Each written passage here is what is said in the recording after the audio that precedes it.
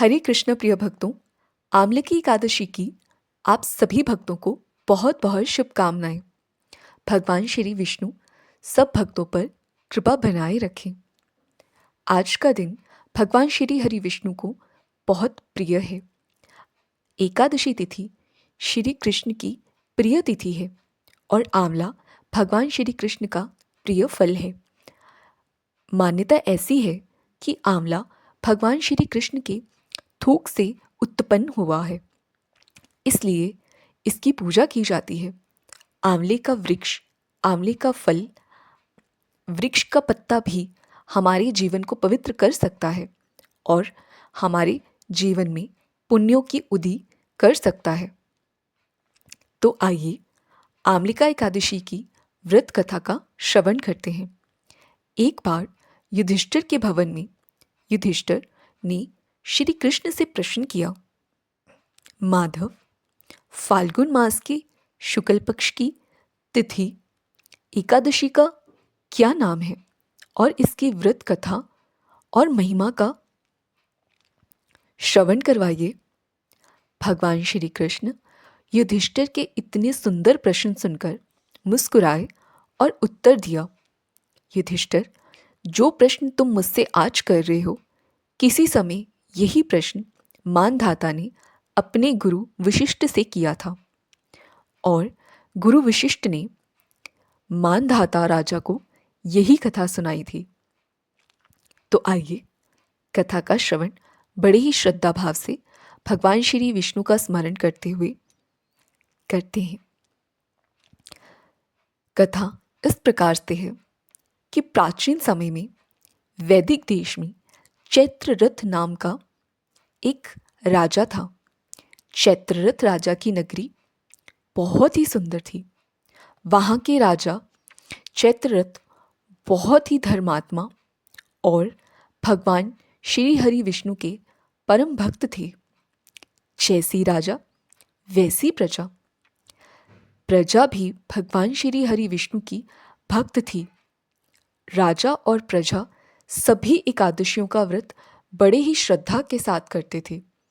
जब फाल्गुन मास की शुक्ल पक्ष की एकादशी आई तो सभी लोगों ने मिलकर आंवले के वृक्ष के नीचे भगवान विष्णु की पूजा की। उस समय एक शिकारी भी वहां आ पहुंचा। वो शिकारी हर रोज अब शिकार करके अपना पेट पालता। उस शिकारी ने अपने जीवन में बहुत पाप किए थे और उसका मृत्यु के बाद नर्क जाना निश्चित था। पर उस शिकारी ने संयोग से उस दिन कुछ भी नहीं खाया था और भूख के मारे इधर उधर भटक रहा था। तभी राजा और प्रजा आंवले के वृक्ष के पास भगवान श्री हरि विष्णु की पूजा कर रहे थे और वह शिकारी खाने की आशा से, अन्न की प्रसाद की आशा से वहां पहुंचा और वहां आंवले के वृक्ष के पास ही बैठकर रात्रि जागरण किया और संयोग से भगवान की कथा भी सुनी। एकादशी का प्रभाव ऐसा पड़ा कि उस शिकारी के जीवन के सारे पाप नष्ट हो गए और मृत्यु के बाद उसे स्वर्ग की प्राप्ति हुई।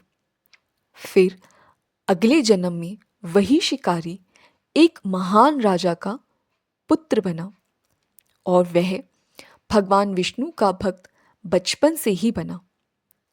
तो प्रिय भक्तों, इस प्रकार जो श्रद्धा और भक्ति से आंवले की एकादशी का व्रत करता है, भगवान श्री विष्णु की कृपा से उसके समस्त पापों से मुक्ति मिल जाती है और मृत्यु के बाद मोक्ष की प्राप्ति होती है और भगवान श्री विष्णु के धाम को प्राप्त किया जाता है।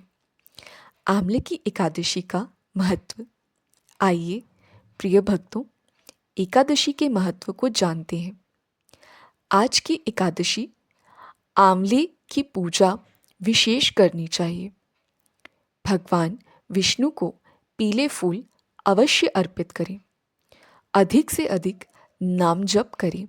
जिस भी नाम में आपकी रुचि हो, राम, कृष्ण, हरि, या जिस भी मंत्र में आपकी रुचि हो, ओम नमो भगवते वासुदेवाय, या हरे कृष्ण महामंत्र, यानी हरे कृष्ण कृष्ण कृष्ण हरे हरे, हरे राम राम राम हरे हरे। आज व्रत रखें, कथा अवश्य सुनें, अन्न का सेवन बिल्कुल भी ना करें और समय पर द्वादशी के दिन अवश्य पारण करें। आप श्री हरि विष्णु के समक्ष हाथ में जल लेकर संकल्प ले सकते हैं कि प्रभु, आपकी कृपा से हम एकादशी व्रत का बहुत ही श्रद्धा और नियम से पालन करें, ऐसी कृपा करें। हरे कृष्णा।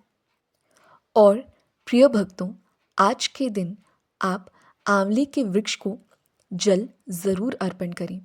भगवान विष्णु को आंवले के ऊपर तुलसी पत्र रखकर भगवान को वह आंवला अर्पण करें और खुद भी आंवले का सेवन करें और आंवले का दान भी आज कर सकते हैं। प्रिय भक्तों, आंवले के वृक्ष की इस दिन परिक्रमा करना बहुत ही उत्तम माना जाता है। आप आंवले के वृक्ष की 11, 21 या 108 यदि संभव हो तो परिक्रमा करें। परिक्रमा करते वक्त आप नाम जप अवश्य करें और अगर संभव हो तो कच्चा सूत भी वृक्ष को लपेट सकते हैं।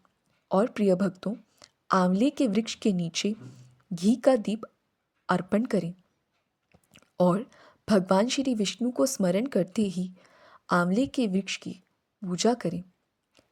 अगर आपको ये वीडियो अच्छी लगी हो तो आप इसे लाइक करें और अगर आप चैनल पर नए हैं तो आप सब्सक्राइब कर सकते हैं। आप कमेंट में हरे कृष्णा ज़रूर लिखिएगा। हरे कृष्णा।